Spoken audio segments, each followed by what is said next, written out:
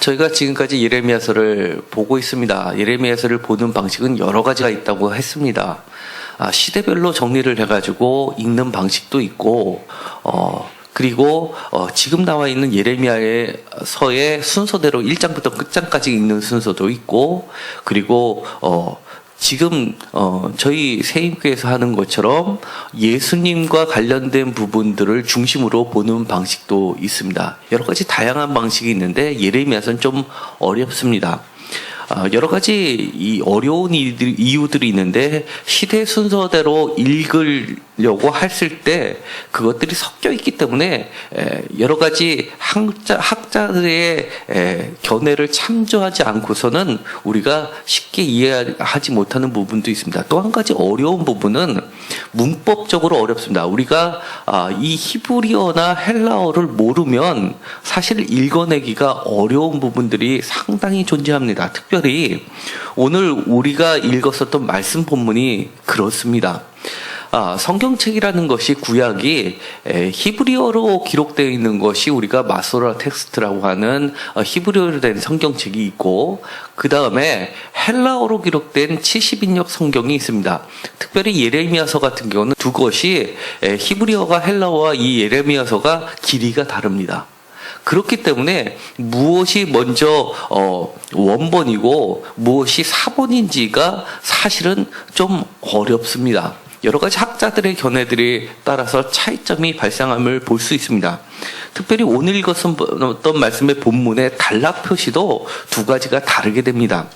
제가 이 8장 18절부터 9장 1절까지를 읽었습니다. 보통은 8장 마지막 절인 8장 22절까지 끝냈어야지 되는데 오늘은 9장 1절까지 했던 이유가 있습니다. 왜냐하면 우리 개역개정은 70인역의 장절 구분을 따라서 8장 22절까지가 8장으로 들어가 있고 9장 1절이 9장 1절로 되어 있습니다. 그런데 마소라 텍스트 히브리어 성경은 9장 1절이 8장 23절에 들어가 있습니다. 그렇기 때문에 우리 성경대로 하면 왜 이게 단락이 안 끊어지는 데서 끝냈냐라고 할 수가 있기 때문입니다. 그렇지만 히브리 성경을 기준으로 해서 볼 때 보다 그 뜻이 명확하게 드러나는 부분들이 있습니다. 왜냐하면 히브리 성경 같은 경우는 특히 예레미야서 같은 경우는 산문으로 되어 있는 부분과 시 부분으로 되어 있는 부분들이 있습니다.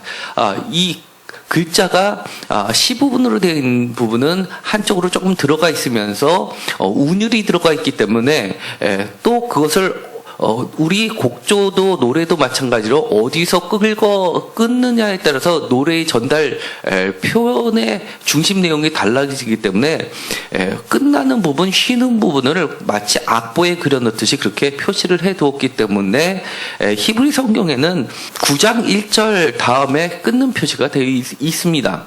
그렇기 때문에 우리가 그것을 근거로 해서 단락 구분을 한 겁니다. 제가 주보에다 실었는데 개역개정 70인역은 예레미야서 8장 18절에서 9장 1절까지, 그리고 히브리 마소라 텍스트 MT라고 표시하는 것은 8장 18절에서 8장 23절까지의 구조를 분석해 놓은 것이 있습니다. 그런데 8장 18절부터 9장 1절까지를 보면 주어가 왔다 갔다 합니다. 그래서 이것이 문법적으로 히브리어를 모르면 사실은 누가 주어인지가 헷갈리게 돼 있습니다. 그래서 예레미야서가 사실 읽기가 어렵습니다. 예를 들어서 8장 18절은 예언자의 탄식입니다. 그러니까 예레미야 선지자가 탄식을 하는 겁니다. 그리고 8장 19절의 전반부는 백성들이, 주어가 달라집니다. 백성들이 탄식을 합니다. 그리고 8장 19절의 후반절은 야훼께서, 하나님께서, 여호와께서 탄식하는 걸로 되어 있습니다. 주어가 이렇게 바뀝니다. 그리고 8장 20절은 다시 백성들이 탄식하고 8장 21절에서 9장 1절까지는 다시 예언자가 탄식하게 되어 있습니다. 완전히 시의 구조로 되어 있어서 앞과 뒤가 짝을 이루면서 맨 가운데 있는 A, B, C, B-A-에서 가운데 있는 C가 이 단락의 가장 핵심이 되는 전달 내용입니다. 그러니까 8장 18절부터 9장 1절까지를 보면 까지 탄식이 나오는데 가장 중심이 되는 탄식은 하나님께서 탄식하는 것을 야훼께서 탄식하는 것을 예레미야 선지자가 탄식을 하고 그것에 대한 반응들이 중간에 깔려 있는 것이 됩니다. 8장 18절부터 9장 1절까지를 보면 예레미야서 전체의 특징을 아주 잘 드러내고 있습니다.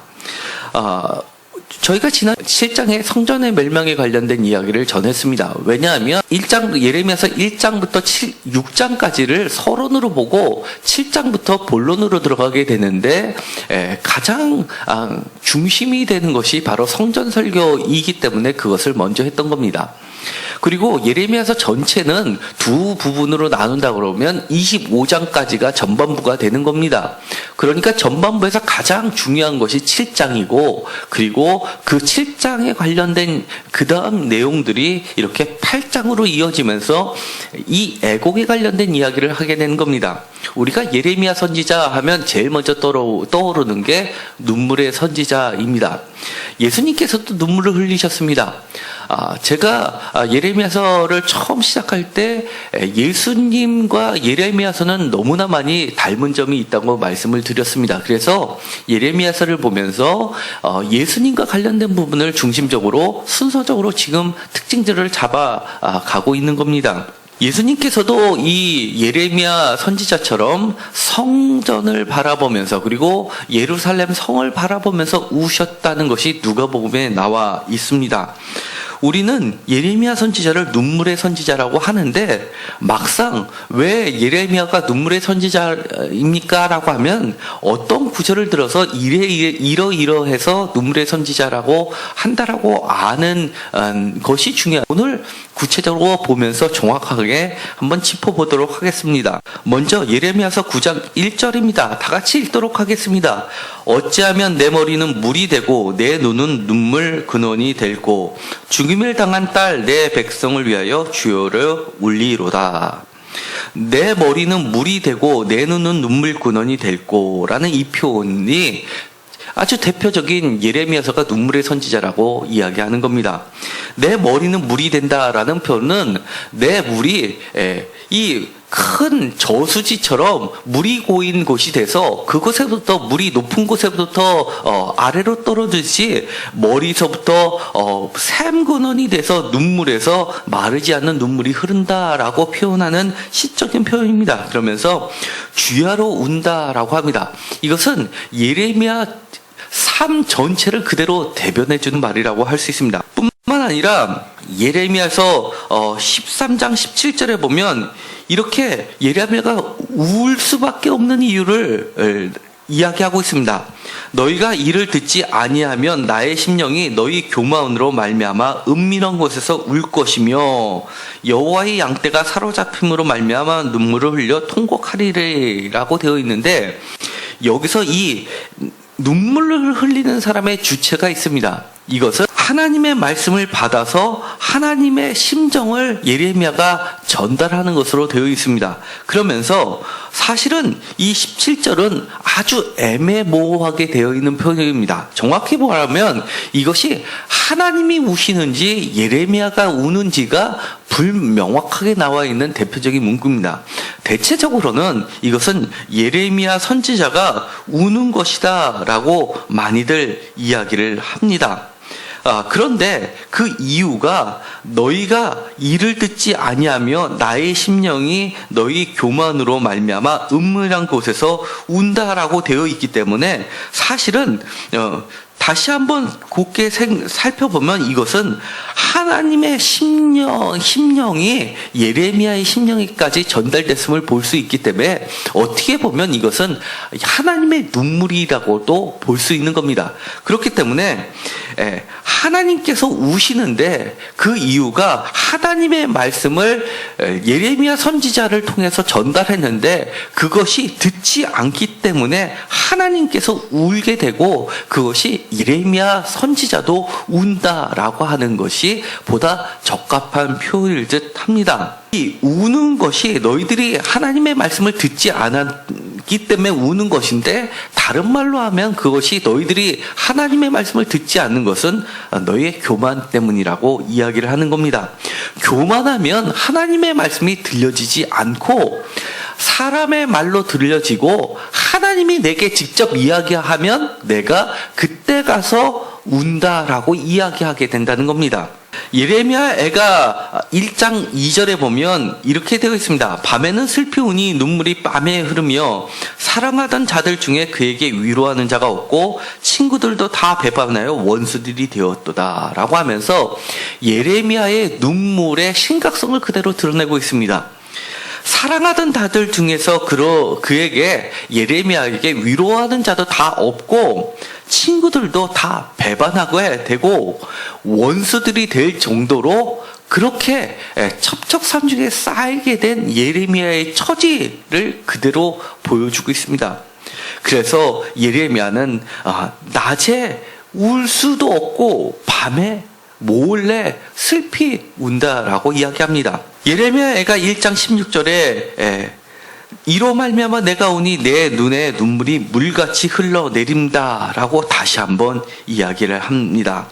그리고 예레미야가 2장 11절에도 내 눈이 눈물에 상하며라고 하면서 정말 창자가 끊어지며 그리고 내 눈물이 단순히 눈물이 아니라 피눈물임을 이야기를 하고 있는 겁니다. 하나님께서는 이렇게 이야기합니다.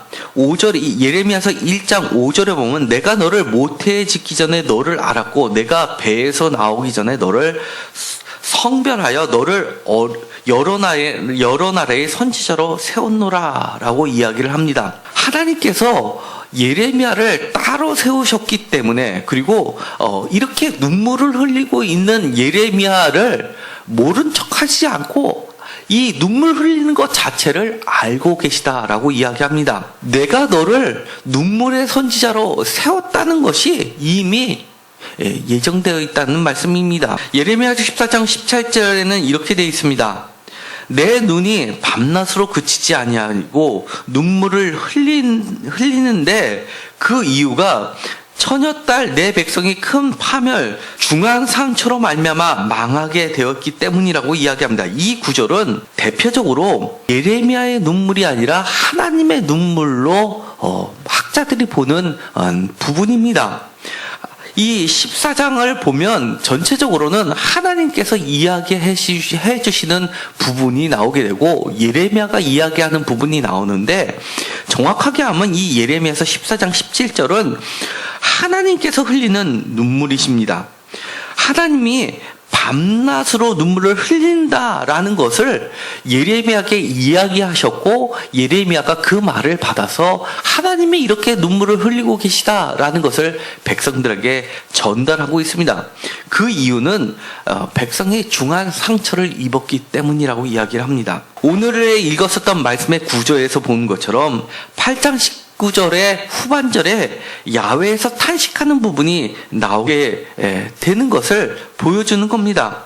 8장 19절의 후반절에 보면 이렇게 되어 있습니다. 하나님께서 나를 격노하게 하였는고라고 하면서 탄식하면서 따지는 게 있습니다. 예레미야 선지자가 하나님의 눈물을 가지고 자기가 눈물을 흘리면서 그렇게 전달을 하니까 많은 사람들이 그 이야기를 듣고 회개한 것이 아니라 분노했습니다. 어찌 하나님이 그렇게 화를 내느냐? 너가 화를 내는 거 아니냐? 하나님이 화를 내는 게 아니라 그 말을 전한 너 예레미야가 네 감정대로 터뜨리는 거 아니냐라고 하는데 이 번역을 히브리어를 그대로 글자 그대로 문자대로 주로 번역한 것이 킹제임스 성경입니다. 킹제임스 성경에 보면은 앵거라는 말을 쓰고 있습니다.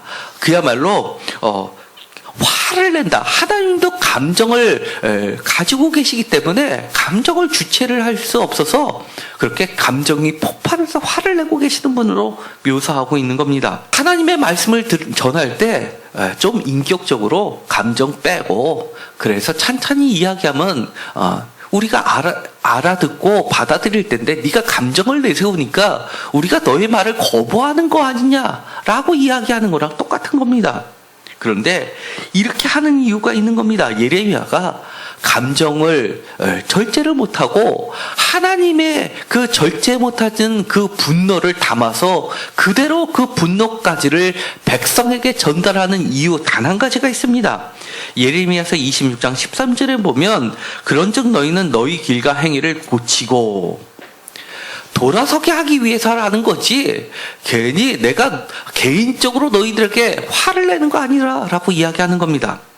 왜냐하면 너희들이 이 행위를 돌았으면 하나님께서 이미 선언한 재앙이라도 뜻을 돌이킬 수 있기 때문이라는 겁니다. 그래서 예레미야서 8장 15절에 보면 이렇게 이야기합니다. 우리가 평강을 바라나 좋은 것이 없으며 고침을 입을 때를 바라나 놀라운 뿐이로다. 지금 현재의 모습 그대로를 이야기하는 겁니다. 평강을 바라나 좋은 것이 없고 고침을 입을 때를 바라나 놀라운 뿐인 지금의 작금의 현실인 겁니다. 예레미야 18장 18절에 이렇게 기록이 되어 있습니다. 예레미야 선지자의 반응을 보면서 백성들이 예레미야에게 하는 것들이 있습니다. 감정이 섞인 예레미야의 그 하나님의 말씀, 선포된 말씀을 듣고 회개하는 것이 아니라 이렇게 이야기합니다. 다 같이 읽도록 하겠습니다. 예레미야서 18장 18절입니다. 그들이 말하기를 오라 우리가 꾀를 내어 예레미야를 치자. 제사장에서 율법이 지혜로운 자에게서 책략이 선지자에게서 말씀이 끊어지지 아니할 것이니 보라 우리가 혀로 그를 치고 그의 어떤 말에도 주의하지 말자 하나이다. 이 이야기를 듣고 이것을 그대로 예레미야가 하나님한테 이야기합니다. 그들이 이렇게 이야기하는 겁니다. 제사장에서 율법이 지혜로운 자에게서 책략이 선지자에게서 말씀이 끊어지지 아니할 것이다. 예레미야만 선지자가 아니라 우리 주변에는 선지자도 많고 제사장도 있고 그리고 지혜로운 자들도 있기 때문에 율법이 책량이 말씀이 예레미야 너가 하는 말만 하나님의 말씀 아니지 않냐라고 이야기하는 겁니다. 그렇기 때문에 다른 제사장들, 다른 지혜로운 자들, 다른 선지자들이 이것이 하나님의 말씀입니다. 율법입니다. 그리고 책략입니다. 라고 말하는 것과 너가 지금 이야기하는 것과 틀리기 때문에 그리고 너는 감정에 치우쳐서 한 말이기 때문에 그만 말하라라고 하는 겁니다. 그러면서 이렇게 이야기합니다. 오라라고 하면서 그들이 다른 사람들까지도 초청합니다. 그러면서 예레미야를 치는데 여론을 형성하면서 우리가 혀로 그를 치자고 합니다. 정말 말도 안 되는 소리다. 틀린 말이다. 그러니 어떤 말에도 주의하지 말라. 저건 하나님의 말씀이 아니다. 라고 혀로 그들을 치기 시작하는 겁니다. 교회가 여기만 있냐? 교회 다른 데도 많지 않냐? 너가 자꾸 이러면 우리가 교회 떠난다. 다른 교회 가면 되지. 굳이 여기 나올 필요가 뭐가 있냐? 라고까지 이야기하는 거나 똑같은 겁니다. 그러나 예레미야서 1장 19절에 보면 하나님께서 예레미야를 성별하며 세우시면서 했던 말이 있습니다. 그들이 너를 치나 너를 이기지 못하리니 라고 이야기합니다. 예레미야서 1장 6절에 보면 예레미야가 했던 말이 있습니다. 하나님께서 그를 성별했을 때 예레미야서 1장 6절에 예레미야가 하나님께 하소연했던 말이 있습니다. 내가 이르되 슬프도소이다 주여여 보소서 나는 아이라 말할 줄을 알지 못하나이다. 이것과 관련해서 제가 했던 말씀이 있습니다. 예수님께서는 어린 때 누가복음에 보면 성전에서 나이가 많이 든 사람들, 장로들과 서기관들과 이런 사람들과 대화를 하면서 그들을 오히려 가르쳤다라고 합니다. 이스라엘 사람들 고대 사회로 갈수록 지금 우리나라도 마찬가지입니다. 나이 어린 사람이 나이가 많은 어른을 가리킨다는 것은 버르장말이 없는 것이 되어버리고 맙니다. 어른들이 이야기할 때는 공손하게 가만히 있는 것이 법이라고 합니다. 그렇기 때문에 이 예레미야는 나는 아이라 나는 말할 줄을 알지 못합니다. 성인인데 무슨 내가 아입니까? 그런 이야기는 내가 이런 말을 해봤자 다른 사람들이 너 시끄러워 조용히 해 라고 할 게 뻔하기 때문에 나는 아이라 말할 줄을 알지 못합니다 라고 이야기를 하는 겁니다. 이 말을 전해봤자 하나님의 말씀을 전해봤자 자기한테 올 불이익이 뻔한데 그것이 두려워서 말할 수 없다라는 환경을, 시대적 풍조를 이야기하는 겁니다. 그렇기 때문에 슬프다라고 이야기합니다. 학문적으로 많은 사람들이 이야기합니다. 이 구절은 예레미야와 모세를 비교하는 대표적인 문구다라고 이야기합니다. 출애굽기 4장 10절에 이렇게 되어 있습니다. 다 같이 읽도록 하겠습니다. 모세가 여호와께 이르되 오 주여 나는 본래 말을 잘하지 못하는 자니이다. 주께서 주의 종에게 명령하신 후에도 역시 그러하니 나는 입이 뻣뻣하고 혀가 둔한 자니이다. 모세가 주여 나는 본래 말을 잘하지 못하는 자이다. 주께서 종에게 명령하신 후에라도 나는 말을 잘 못합니다. 입이 뻣뻣하고 혀가 둔한 자니다 라고 말은 그럴싸하게 공손하게 거절을 했지만 모세는 궁전의 내용을 거기서 애굽의 궁정에서 자라났기 때문에 분위기를 너무 잘 안 겁니다. 왕에게 도전한다는 것, 자기 목숨과 바꾸는 상황이라는 것을 알기 때문에 감히 이야기할 수 없기 때문에 나는 본래 말을 잘하지 못하는 자이다 라고 빼는 겁니다. 입이 뻣뻣하고 혀가 둔한 자라는 것은 실제로 모세가 입이 뻣뻣하고 혀가 둔해서 말을 더듬는 자라는 것이 아니라 그 정도로 하나님의 말씀이 먹혀들지 않을 것이 뻔한 상황이라는 것을 알고 있다는 것을 이야기하는 겁니다. 예레미야서 1장 7절에 보면 이렇게 되어 있습니다. 여호와께서 내게 이르시되 너는 아이라 말하지 말고, 다 같이 읽겠습니다. 내가 너를 누구에게 보내든지 너는 가며 내가 내게 무엇을 명령하든지 너는 말할지야. 빼지 말라는 겁니다. 아이라고 말하지 말고 내가 너를 누구에게 보내든지 너는 가며 내가 내게 무엇을 명령하든지 너는 말할지니라. 이것이 선지자가 원하든 원치 않아든 순종해야 될 것입니다.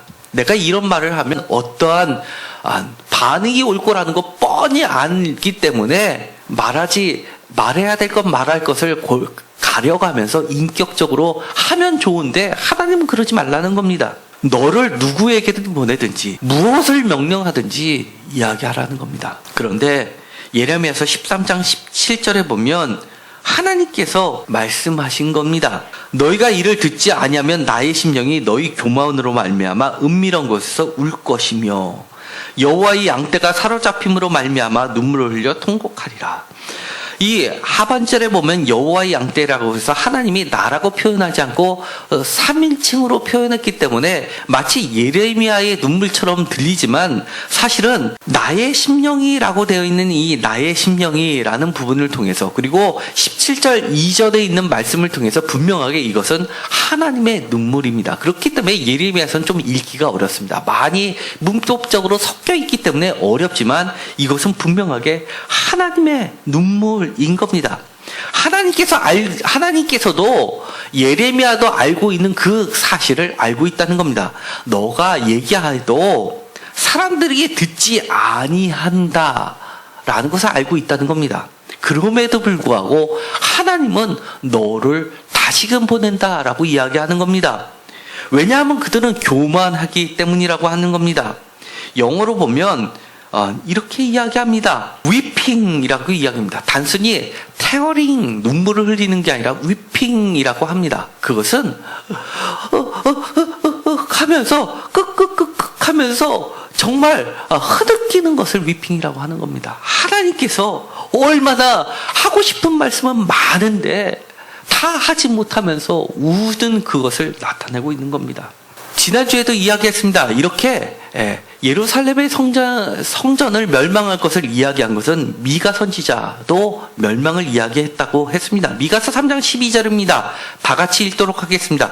이러므로 너희로 말미암아 시온은 갈아엎은 밭이 되고 예루살렘은 무더기가 되고 성전에 사는 숲의 높은 곳이 되리라. 미가는 이 예레미야 선지자보다 무려 100년 전에 있었던 사람입니다.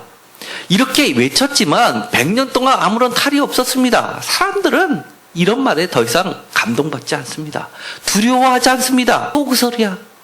선지자가 이야기했는데도 아무런 차이가 없는데 라고 이야기하는 겁니다.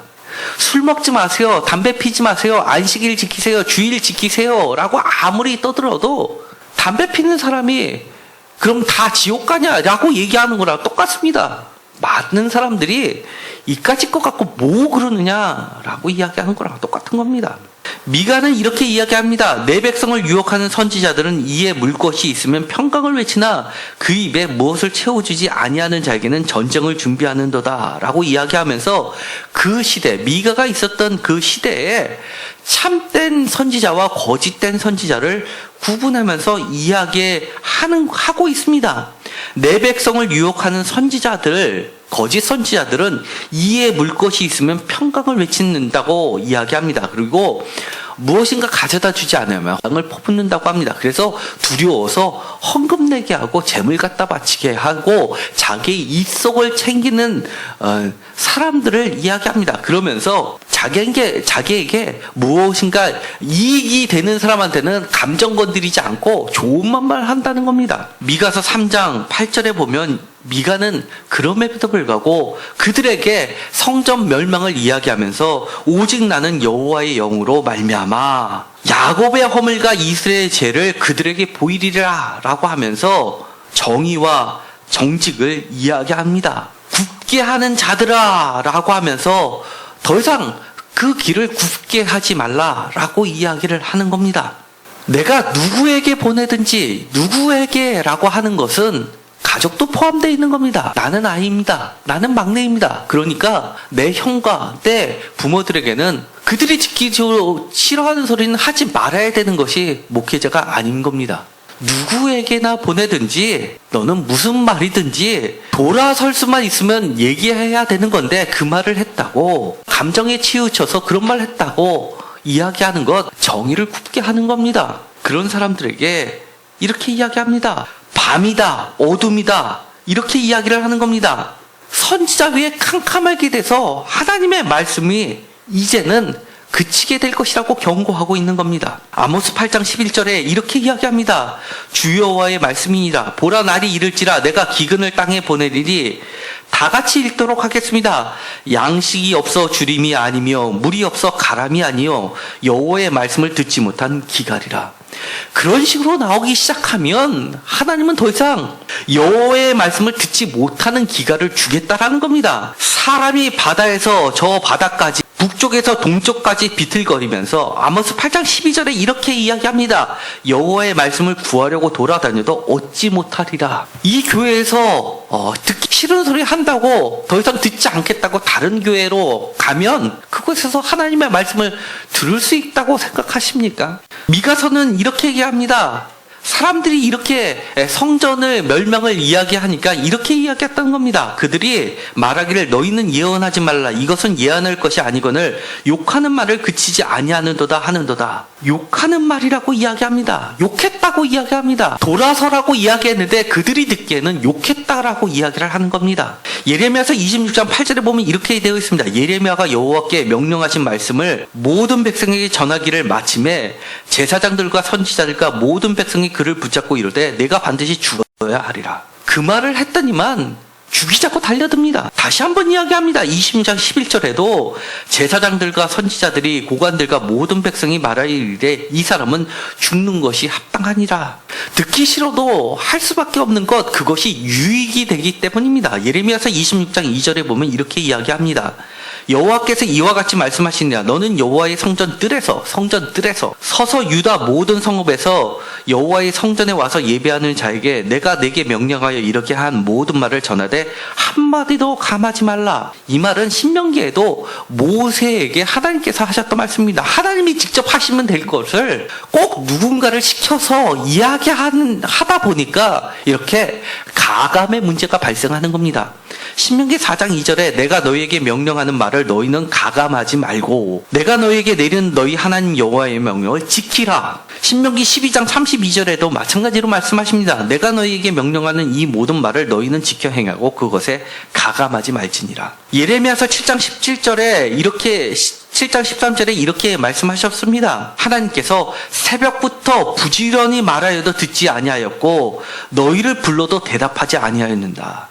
하나님께서는 새벽부터 부지런히 말하였는데도 불구하고 영어로는 again and again이라고 번역해놨습니다. 반복해서 끊임없이 이야기하는데도 불구하고 사람들은 이렇게 이야기하는 겁니다. 한 번만 얘기해. 왜 자꾸 똑같은 똑같은 소리를 계속 반복해. 듣기 싫은 소리 자꾸 왜 해? 라고 하는 그 태도, 그것을 이렇게 이야기하는 겁니다. 너희가 듣지 아니하였고 그리고 대답하지도 아니하였다. 대꾸도 안 하고 이제 반도 하지 않는다는 겁니다. 무시한다는 겁니다. 너는 더 이상 목자가 아니야. 주의 종이 아니야. 예레미야서 9장 8절에 이렇게 이야기합니다. 그들의 혀는 죽이는 화살이라 거짓말을 말하며 입으로 그 이에게 평화를 말하나 마음으로는 해를 꾸미는도다. 위로를 합니다. 괜찮아 괜찮아. 평화야. 그런 일은 너에게 발생하지 않을 거야. 그런데 실제로는 그것이 아니라고 이야기하는 겁니다. 평화를 예언하는 선지자는 그 예언하는 말이 응한 후에야 그가 진실로 여호와께서 보내신 선지자로다 인정받게 되리라. 같은 평화이지만 진짜 평화와 가짜 평화가 있다는 겁니다. 예레미야가 이 말을 했던 이유, 예레미야서 28장 8절에 보면 이렇게 되어 있습니다. 나와 너 이전의 선지자들이 예로부터 많은 땅들과 큰 나라들에 대하여 전쟁과 재앙과 전염병을 예언하였느니라. 그런데 9절에 보면 평화를 예언하는 선지자는 그 예언자의 말이 응한 후에야 그가 진실로 여호와께서 보내신 선지자로 인정받게 되리라 라고 이야기했습니다. 예레미야와 그 이전부터 있었던 선지자, 예를 들어서 미가 선지자가 전쟁과 재앙과 전염병을 예언했는데도 불구하고 그들은, 다른 사람들은 아니야, 전쟁 아니야, 평화가 있을 것이야. 왜냐하면 우리가 지금 성전에 와서 예배를 믿고 주일도 참석하고 헌금도 내고 하고 있는데 무슨 소리야 라고 이야기하는 겁니다.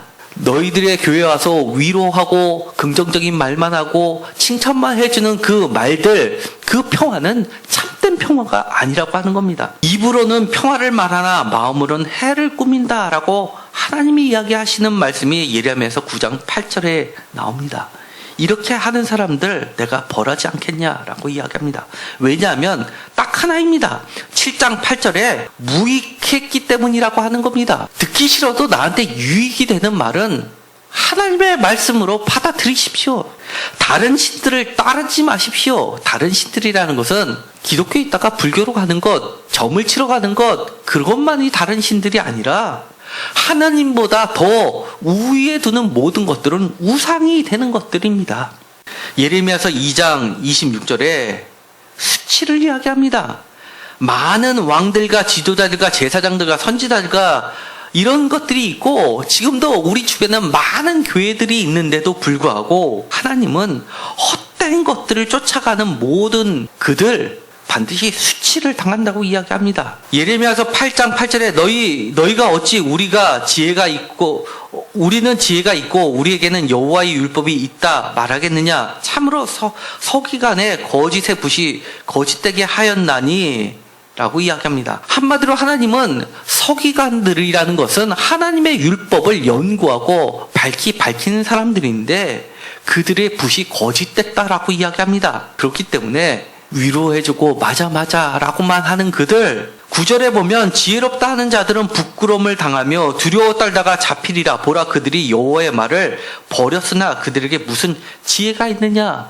너희들이 그렇게 똑똑하냐? 나도 성경책 볼 줄 안다. 성경책에 보면 이렇던데 네가 무슨 이런 말씀을 선포하되냐라고 하는 그들이 참 지혜자가 아니라고 이야기하는 겁니다. 왜냐하면 이름에도 불구하고 이렇게 하는 이유, 예레미야서 2장 3절에 이스라엘은 여호와를 위한 성물 곧 그의 소산 중 첫 열매이기 때문이라는 겁니다. 여호와를 위한 성물, 그의 소산, 제사장 중에 제사장들, 그럼에도 불구하고 돌아설 줄 몰란다는 것, 하나님은 너는 내 첫 소산이다 라고 이야기하는데 돌아설 생각을 하지 않습니다. 그러자 하나님은 예레미야에게 이렇게 이야기합니다.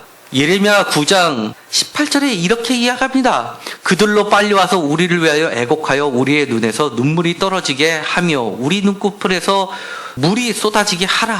너만 울지 말고 다른 사람에게 그 조가 애곡하는 그 노래를 가르치는 선생이다라 라고 하는 겁니다. 그들이 듣지 않는다고 내버려 두지 말고 애곡하는 사람을 불러서라도 그들에게 눈물을 가르치라 라고 하는 겁니다. 눈물을 가르치는 자가 바로 목회자인 겁니다. 울기 싫다고 울기 좋아하는 사람이 세상에 어디 있습니까? 울게 만드는 그 소리, 듣기 좋지 않은 소리 하는 것, 그럼에도 불구하고 해야 되는 이유, 하나님의 참된 평화가 무엇인지 알기 때문입니다. 예레미야서 4장 3절에 이렇게 이야기합니다. 너희 묵은 땅을 갈고 가시덤불에 파종하지 말라. 이 이야기는 예수님께서 씨 뿌리는 비유를 통해서도 다시 재해석해서 말씀하셨던 겁니다.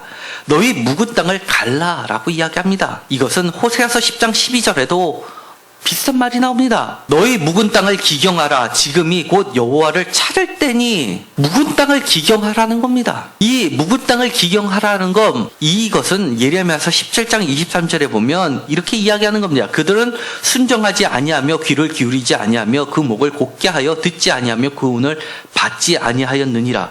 이것이 바로 묵은 땅입니다. 영어로는 스티피 네키드라고 되어 있습니다. 목이 뻣뻣하다라는 것을 이야기하는 겁니다. 여호와의 말씀을 순종하라고 하면서 예레미야서 17장 24절에 그 다음 절에 이렇게 이야기합니다. 안식일 이야기합니다. 주일 지키라라는 이야기합니다. 사실 기독교인 중에서 주일을 안 지키는 사람은 그렇게 많지 않습니다. 그런데도 불구하고 순종을 이야기할 때 대단한 것을 이야기하는 거 아닙니다.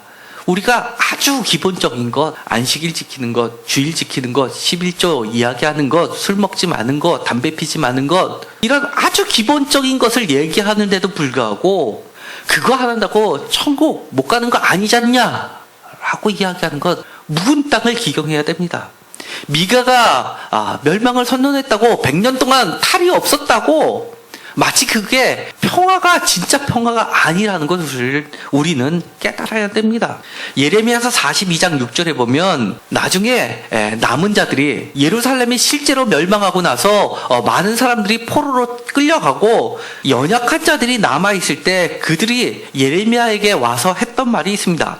예레미야서 42장 6절 우리가 당신을 우리 하나님 여호와께 보내면 그의 목소리가 우리에게 좋든지 좋지 않든지를 막론하고 순정하려 함이라. 우리가 우리 하나님 여호와의 목소리를 순정하면 우리에게 복이 있으리이다 하니라. 그들이 많은 고난을 보고 나서야 조금 바뀌기 시작합니다.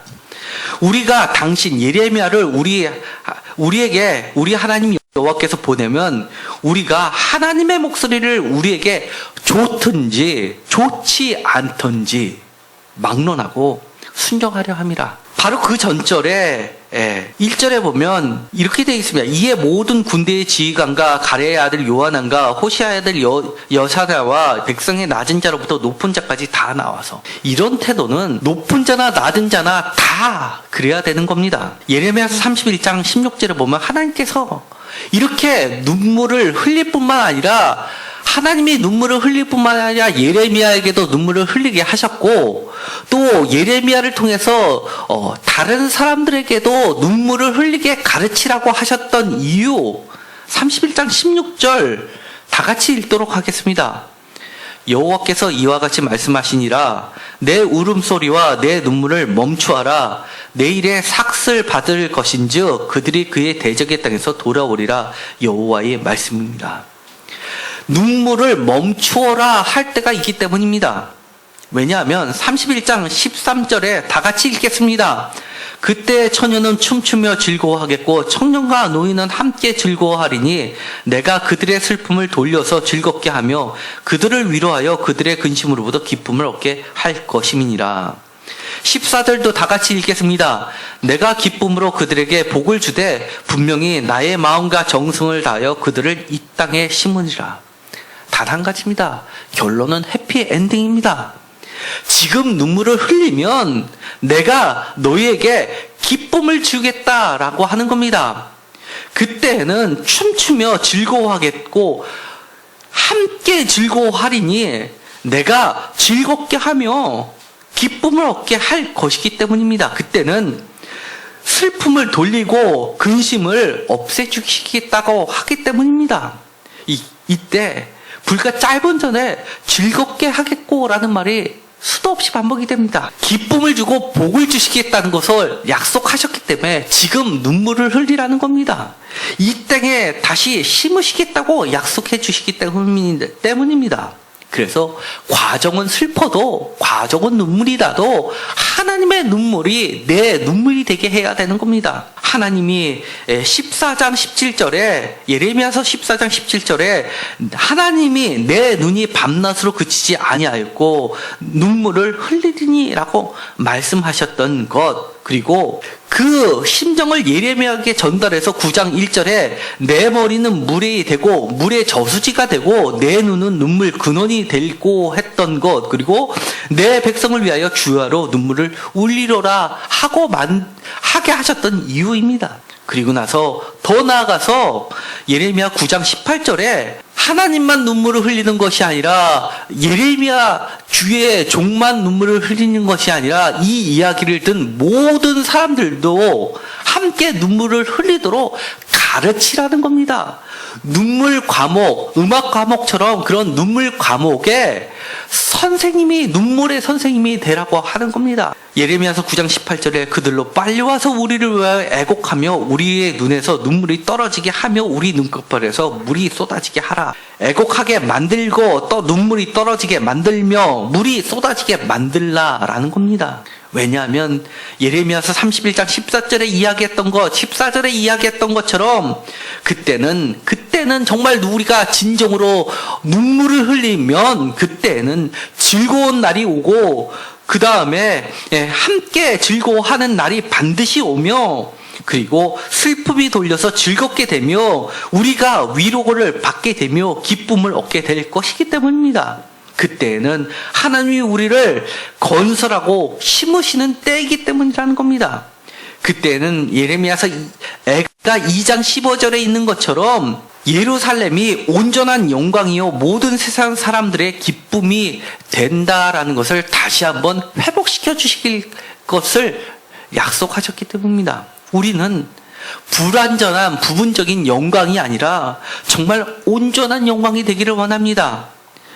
나만의 기쁨이 아니라 우리 가족만의 기쁨이 아니라 모든 세상 사람들의 기쁨이 되기를 간절히 소망합니다. 그래서 우리가 지금 하나님의 심정으로 울어야 하고 그리고 그 말이 좋던지 나쁘던지 막론하고 우리는 그 말씀을 듣고 순종해야 되는 것입니다. 우리 모두가 하나님의 심정으로 하나님의 눈물이 참된 주의 종의 눈물을 통하여 흘러내릴 때 우리 가운데 흘러 역사함으로써 우리의 눈물이 하나님의 참된 기쁨으로 변화되기를 간절히 소망하고 축원드립니다. 기도하고 마치기로 하겠습니다. 하나님, 우리의 눈물이 하나님의 눈물이 되기를 소원합니다. 나만 흘리는 것이 아니라 우리 주변 사람들에게도 같이 흘리게 함으로써 정말 하나님의 심정으로 우리가 묵은 땅을 기경하게 하여 주시고 갈아엎게 하여 주셔서 하나님의 말씀에 그치는 재앙이 임하지 않게 하여 주옵소서. 우리가 진정 이 땅에 가뭄을 겪지 않게 하여 주옵소서. 비가 오지 않는 가뭄도 아니요 하나님의 말씀을 찾아도 얻지 못하는 기갈이라고 말씀을 하였습니다. 우리가 진정으로 하나님의 말씀을 들을 수 있는 복을 허락하여 주옵소서. 주님의 말씀이 좋든지 싫든지 막론하고 우리가 순종하게 하여 주시옵시고 정말 참된 유익으로 참된 즐거움으로 참된 평화로 참된 영광으로 이끄는 유익으로 이끄는 하나님의 말씀을 따라가게 하여 주옵소서. 지금 당장은 슬프고 힘들어도 하나님께서 우실 때는 우리도 울게 하여 주시옵시고 울지 않는 자에게는 함께 하나님이 명령하셨듯이 그들에게 조가를 가르쳐서라도 그들의 눈물에서 우리의 눈물에서 눈물이 흐르게 하여 주옵소서. 하나님께서 억지로 매를 드셔서 울게 하실 때는 그때는 돌이킬 수 없다는 걸 깨닫게 하시고 우리가 진정으로 울게 하여 주옵소서. 우리의 귀에 들려올 때 그 말씀이 좋던지 싫던지를 막론하고 순종하여 돌아설 수 있게 하여 주옵소서. 그리하여 하나님께서 약속하셨던 것처럼 하나님의 온전한 영광, 하나님의 온전한 기쁨, 모든 사람들의 기쁨이 되게 하여 주옵소서. 예수 그리스도의 이름으로 기도드렸습니다. 아멘.